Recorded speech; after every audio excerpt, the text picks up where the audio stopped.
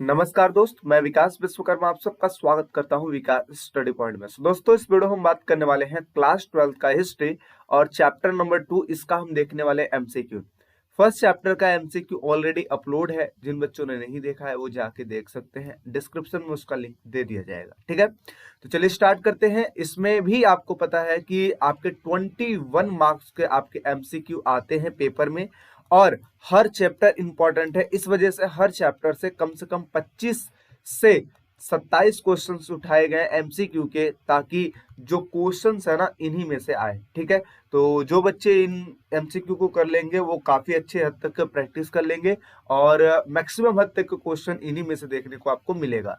बाकी आपका एक प्रैक्टिस भी हो जाएगा कि आपने कितना पढ़ा है और किस तरीके की चीजें आपको आती हैं। ठीक है, तो चलिए स्टार्ट करते हैं। तो एमसीक्यू यहां से स्टार्ट होता है। एमसीक्यू को बोलते हैं बहुविकल्पीय प्रश्न। ठीक है, और ये एक एक नंबर के क्वेश्चंस में आते हैं। जैसे पहला क्वेश्चन क्या लिखा हुआ है? पहला क्वेश्चन लिखा है कि 1830 के दशक में भारतीय अभिलेख विज्ञान में एक उल्लेखनीय प्रगति निम्नलिखित में से कौन सी थी? ठीक है, तो इसका ऑप्शन आपका दिया हुआ है, ईस्ट इंडिया कंपनी के एक आरंभिक जेम्स प्रिंसेप द्वारा ब्राह्मी लिपि खरोष्टी लिपि का अर्थ निकाला गया। अब देखिए, आपको ये एमसीक्यू तो नजर आ रहा है, साथ ही साथ ये एक प्रकार का क्वेश्चंस भी है और इस क्वेश्चंस का आंसर ये पहला ही है। ठीक है, क्योंकि जेम्स प्रिंसेप ने ब्राह्मी लिपि तथा खरोष्टी लिपि का अर्थ निकाला था और इसी वजह से 1830 में एक उल्लेखनीय प्रगति हुआ था। इस वजह से इसका जो आंसर हो जाएगा ए हो जाएगा। ठीक है, आई होप सो आपको समझ में आ रहा होगा, और नहीं समझ में आ रहा है तो चीजों को एक बार और पढ़िए, चीजें समझ में आ जाएंगी, क्योंकि ऑलरेडी मैंने इस चैप्टर के ऊपर वीडियो बनाया था तो उसमें सारी चीजें आपको समझाया था। चलिए जी नेक्स्ट बात कर लेते हैं, और वही चीजें यहाँ पे भी नीचे भी लिखी हुई है, जो ऊपर इधर इधर मैंने जो टाइप करके लिख दिया वही यहाँ पे भी लिखी हुई है। चलिए जी अब बात कर लेते हैं दूसरे क्वेश्चन की। क्या लिखा है? निम्नलिखित में से कौन सी जानकारी जेम्स प्रिंसेप या प्रिंसेप को अभिलेखों और सिक्कों से पता नहीं चली? देखिए अब क्या पता बोला है, जिसमें पता नहीं चली। तो देखिए क्या लिखा है, ब्राह्मी खरोष्टी लिपियों का प्रयोग अभिलेखों तथा सिक्कों में किया गया था, ये तो पता चला था। दूसरा, अधिकांश अभिलेखों और सिक्कों पर प्रियदर्शी यानी कि मनोहर मुखाकृति वाले राजा का नाम लिखा था, ये भी बात सही है। कुछ राजा का नाम अशोक भी लिखा हुआ था, ये भी बात सही है। कुछ पर सम्राट बिंदुसार का नाम था, ये गलत है। तो यानी कि जो गलत है वही चीज सही है, क्योंकि ये नहीं में क्वेश्चन पूछा है। ठीक है, इस तरीके से इसका घ ऑप्शन राइट हो जाएगा। चलिए जी नेक्स्ट बात कर लेते हैं। अगला जो अपना क्वेश्चन है, लिखा है कि निम्नलिखित में से कौन सा जनपद नहीं था? यानी कि कौन सा जनपद, जनपद को अगर देखा जाए तो वैसे जिला कहते हैं। ठीक है, तो कौन सा जिला नहीं था, कौन सा जनपद नहीं था? तो हम देखते हैं, बज्जी, बज्जी बिल्कुल जनपद था, क्योंकि 16 महाजनपदों में हमने पढ़ा था बज्जी। मगध भी पढ़ा था, कौशल भी पढ़ा था, बट बनारस का जिक्र नहीं किया गया, इस वजह से ये ऑप्शन गलत है। ठीक है, इस वजह से ये सही हो जाएगा, क्योंकि इसमें नहीं वाला क्वेश्चन पूछा है। ठीक है, आगे बात कर लेते हैं। अगला क्वेश्चन लिखा है कि निम्नलिखित में से कौन सा नियम अशोक के धम्म में सम्मिलित नहीं है? फिर ध्यान से पढ़िएगा, क्वेश्चन नहीं पूछा है तो कौन सी चीजें नहीं है?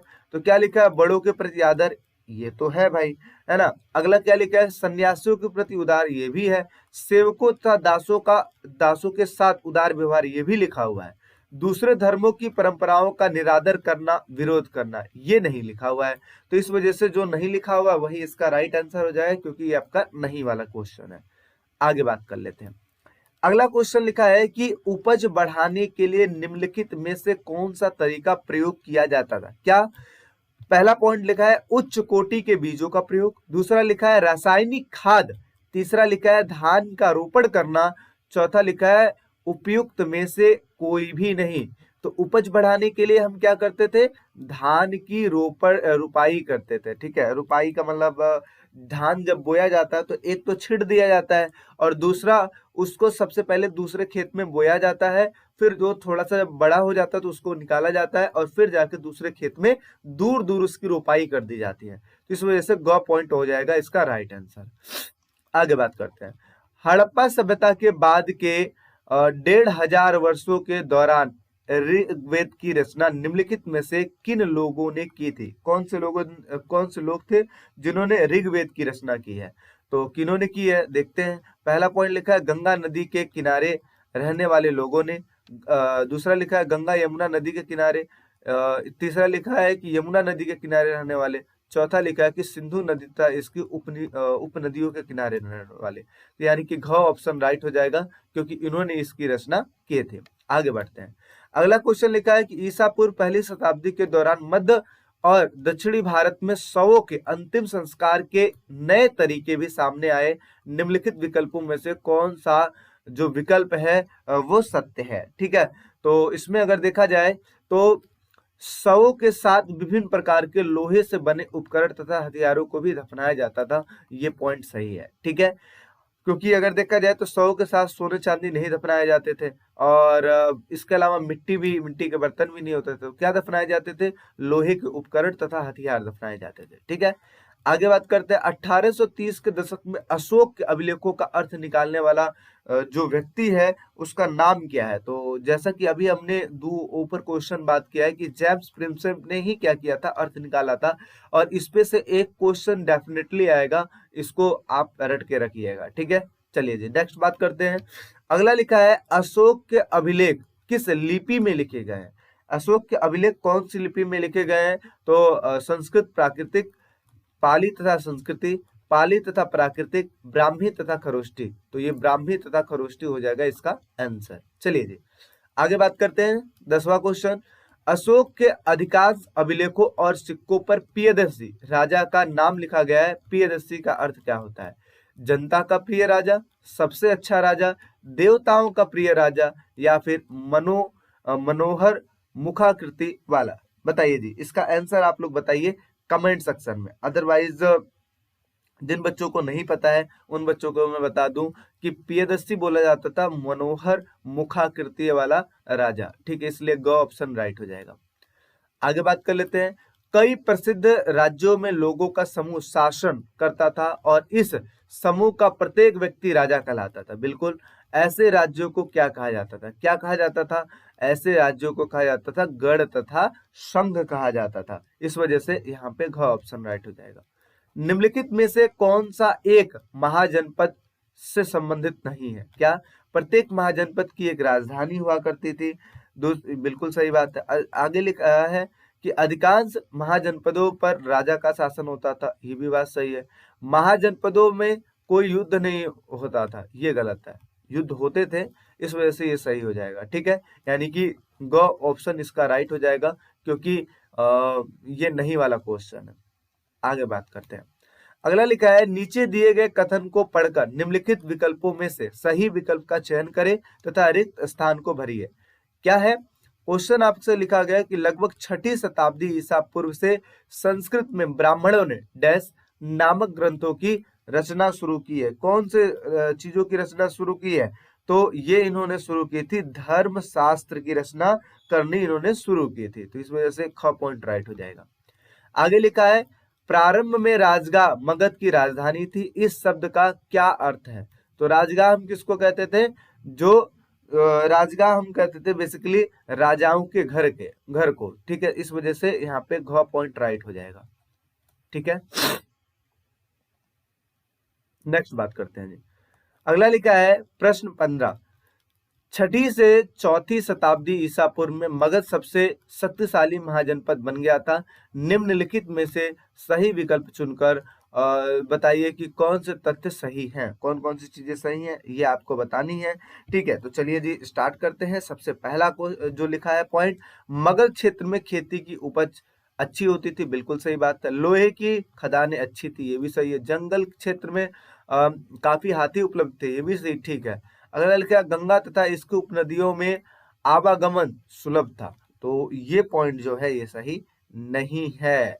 सॉरी, ये भी अगर देखा जाए तो कहीं ना कहीं यहाँ पे ये भी पॉइंट सही लग रहा है। ठीक है, क्योंकि गंगा तथा उपनदियों में अगर देखा जाए तो आवागमन तो होता ही था, और पहले के समय में जो नाव के द्वारा इधर से उधर आया जाया करते थे। इस वजह से ये भी पॉइंट सही लग रहा है। ठीक है, तो देख लेते हैं कि ऑप्शन में क्या क्या दिया है। 1 2 3, इसमें 3 ही दिया हुआ है। 2 3 4, 1 2 3 4।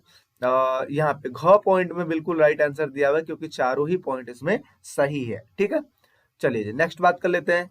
सही विकल्प को चुनकर रिक्त स्थान भरिए। क्या लिखा है कि 4वीं शताब्दी ईसा पूर्व में डैश को मगध की राजधानी बनाया गया था। अब विकल्प आपके सामने दिया हुआ है, तो इसमें लिखा है पहला राजगाह को बनाया गया था, कि देवगिरी को बनाया गया था, कि पाटलिपुत्र। तो बिल्कुल सही है, ग पॉइंट राइट है कि मगध की राजधानी पाटलिपुत्र बनाई गई थी। आगे 17वां बात कर लेते हैं। 4वीं शताब्दी ईस्वी में जिस नगर को मगध की राजधानी बनाया गया था उसका आधुनिक नाम क्या था? उसका आधुनिक नाम क्या था? तो क्या नाम था? तो उसको कहा जाता था पटना कहा जाता था। ठीक है, अभी आज के डेट में उसको पटना कहा जाता है। तो आधुनिक का मतलब होता है आज के डेट का जो नेम है। अगला है 18वां क्वेश्चन कि मौर्य साम्राज्य की स्थापना निम्नलिखित में से किसने की थी? किसने की थी?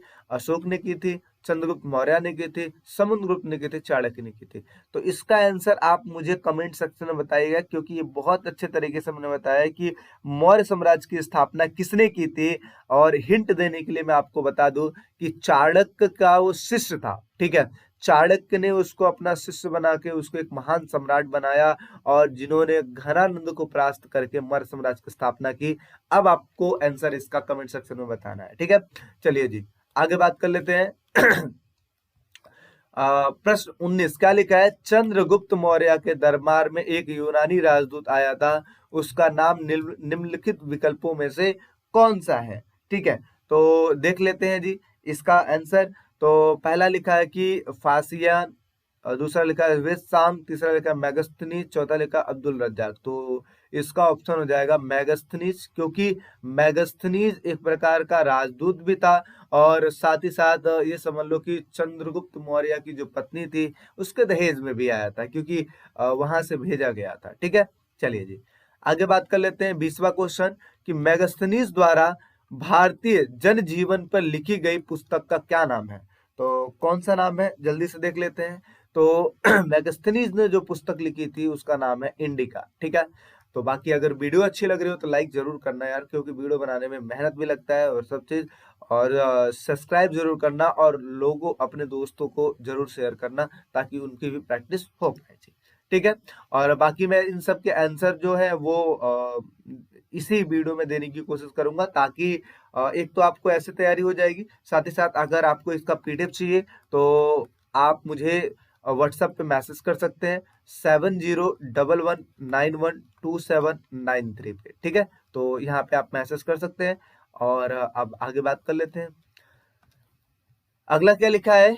21वां कि मौर्यकालीन भारतीय इतिहास के बारे में जानकारी देने वाली पुस्तक अर्थशास्त्र के लेखक का नाम बताइए।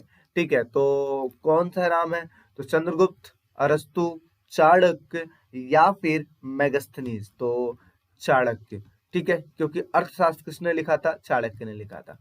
किसी मौर्य सम्राट ने पहली बार अपने अधिकारियों और प्रजा के लिए संदेश, ये तो आपको ऐसे ही पता होना चाहिए, क्योंकि अशोक ने ही इस चीज का काम करवाया था। ठीक है, आगे अशोक ने धम्म के प्रचार के लिए विशेष अधिकारियों की नियुक्ति की थी, और ये अधिकारी क्या कहता थे? धम्म महामात्य कहलाते थे। कितनी बार बताया गया है। आगे बात कर लेते हैं। 24वां क्वेश्चन क्या लिखा है कि दक्षिण भारत के इतिहास और शासकों के बारे में जानकारी देने वाले जो ग्रंथ हैं उसको क्या कहते हैं, या कौन से ग्रंथ हैं? तो वो है आपके संगम साहित्य है। ठीक है, और 25वां क्वेश्चन दक्षिण भारत के इतिहास की जानकारी देने वाले प्राचीन ग्रंथ संगम साहित्य किस भाषा में लिखी गई है? तो ये भाषा लिखी गई है तमिल में लिखी गई है। साथ ही साथ इसका जो आंसर है वो भी इसमें दिया गया है, आप इसके साथ भी प्रैक्टिस कर सकते हैं। पीडीएफ आप मेरे से ले लेना। ठीक है, और साथ ही साथ अगर आपको नोट्स चाहिए तो भी आप उस नंबर पे मैसेज कर सकते हैं, और वहां से आपको नोट्स इजिली मिल जाएंगे। ठीक है, साथ ही साथ एक दो क्वेश्चन और मैं आपको दिखाना चाहता हूँ, इस टाइप्स के जो क्वेश्चन आते हैं अभिकथन और कारक वाले, उसके आंसर। ठीक है, अब जैसे एक साइड में पूरा देखिए ये आंसर का कॉलम बना दिया गया है। अब अभिकथन पूछेगा, कारण पूछेगा। तो मैंने याद करो पिछले वीडियो में क्या बताया था कि जब भी इस टाइप्स के क्वेश्चन आए तो या तो आपको आता हो या नहीं आता हो, क पे राइट मानना या फिर ख पे राइट मानना, इन दोनों में से चांसेस है सही होने का। ठीक है, मैक्सिमम चांसेस होता है। तो क्या लिखा है कि अभिकथन पढ़ते हैं फिर कारण पढ़ते हैं। तो क्या लिखा है? आरंभिक भारतीय इतिहास में 6वीं शताब्दी ईस्वी पूर्व को एक महत्वपूर्ण परिवर्तित काल माना जाता है। सबसे पहला क्वेश्चन हमने पढ़ा था और बिल्कुल सही माना जाता है, इसलिए ये सही है। कारण लिखा है कि इस काल को प्राय आरंभिक राज्यों, नगरों, लोहे के बढ़ते प्रयोग तथा सिक्कों के विकास के साथ जोड़ा गया है। ये भी बात सही है, तो दोनों सही है। तो दोनों सही है, तो ए और आर दोनों सत्य है, और आर ए की सही व्याख्या करता है, क्योंकि परिवर्तन का काल इसी की वजह से माना जाता है। इस वजह से यहाँ पे ए पॉइंट बिल्कुल राइट हो जाएगा। देखा, पहला पॉइंट सही हुआ। इसी वजह से मैं आप लोग को कह रहा हूं कि जब भी आपको तुक्का भी अगर मारना हो ना इस क्वेश्चन में, तो चाहे क या ख। ठीक है, आगे बात करते हैं। दूसरा क्वेश्चन कि अभिकथन लिखा है कि 19वीं सदी में जब इतिहासकारों ने भारत के आरंभिक इतिहास की रचना करनी शुरू की, तो मौर्य साम्राज्य को इतिहास का सबसे महत्वपूर्ण काल माना। बिल्कुल सही है। और इसमें कारण दिया है कि इसमें उन्हें यह लगा कि अन्य राजाओं की अपेक्षा अशोक एक बहुत शक्तिशाली परिश्रमी शासक है। बिल्कुल, अशोक जो है अगर देखा जाए तो चंद्रगुप्त मौर्य के बाद काफी प्रसिद्ध शासक, काफी अच्छा शासक, काफी लोकप्रिय शासक, लोगों ने इसके बहुत सारे नाम दिए। ठीक है, प्रियदर्शी इन्होंने बोला इनको, और अट्रैक्टिव पर्सनैलिटी वाला बोला। ठीक है, तो इस वजह से ये भी पॉइंट सही है। तो इसका भी अगर देखा जाए तो कारण जो है अभिकथन का सही वो देता है, तो इसका भी ए पॉइंट ही सही हो जाएगा। तो इस तरीके से प्रैक्टिस कराने के लिए मैंने ये चीज किया है। आई होप सो आपको अच्छा लगा होगा। और भी अभिकथन कारण के क्वेश्चन अगर आप कमेंट सेक्शन में कहोगे तो इसके और भी प्रैक्टिस सेट जो ऐसे ए बी लमसम 5-6 क्वेश्चंस और रख देंगे, है ना, ताकि आपकी प्रैक्टिस हो पाए। आई होप सो आपको अच्छा लगा होगा। अच्छा लगे तो वीडियो लाइक शेयर सब्सक्राइब जरूर कीजिए। मिलते हैं एक नेक्स्ट वीडियो में। अभी के लिए टेक केयर, बाय।